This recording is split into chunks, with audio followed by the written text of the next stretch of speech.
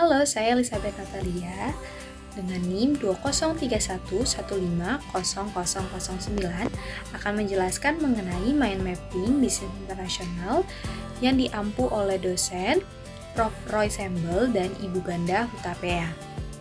Berikut mind mapping yang akan dibahas. Pertama, competitive advantage and consumer demand. Kedua, international strategic management. Ketiga, international strategic alliance. Keempat, strategic to enter foreign markets. Kelima, international marketing. Keenam, international operation management. Ketujuh, international human operation management. Competitive advantage and consumer demand. Pada pertemuan ini mempelajari mengenai competitive advantage. Jadi, competitive advantage berbicara mengenai bagaimana perusahaan menciptakan nilai dari persaingan. Dapat dilakukan dengan menganalisis industri melalui kekuatan Porter. Kekuatan Porter ini mengenalkan mengenai strategi biaya rendah dan strategi diferensiasi. Ada juga dari Barney dan Hauma. Selanjutnya, consumer demand. Ini berbicara mengenai hukum permintaan dan penawaran. Jika semua asumsi diabaikan atau ceteris paribus berbunyi, jika harga makin murah, maka permintaan atau pembeli akan makin banyak. Demikian pula sebaliknya, jika harga makin murah, maka penawaran akan semakin sedikit.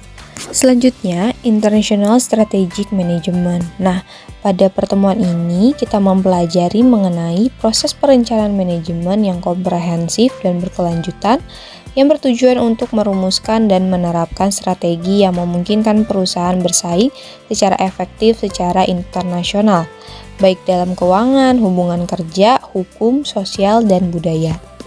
International Strategic Alliance.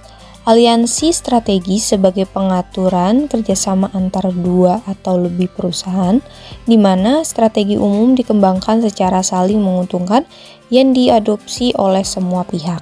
Foreign Market Entry Strategies berbicara mengenai cara untuk masuk ke pasar luar negeri, biasanya melakukan impor barang, penanaman modal asing langsung, lisensi, bahkan waralaba.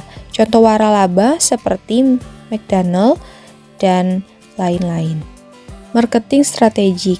Jadi strategi pemasaran global menargetkan segmen dan positioning pelanggan. Nah, lingkungan budaya, sosial, politik, hukum, dan peraturan di pasar internasional mempengaruhi cara perusahaan mengembangkan, beradaptasi, dan memasarkan produk atau jasa. Ini mempengaruhi harga, distribusi, dan komunikasi pemasaran. Misalnya di negara-negara dengan inflasi tinggi, perusahaan harus sering meninjau harganya.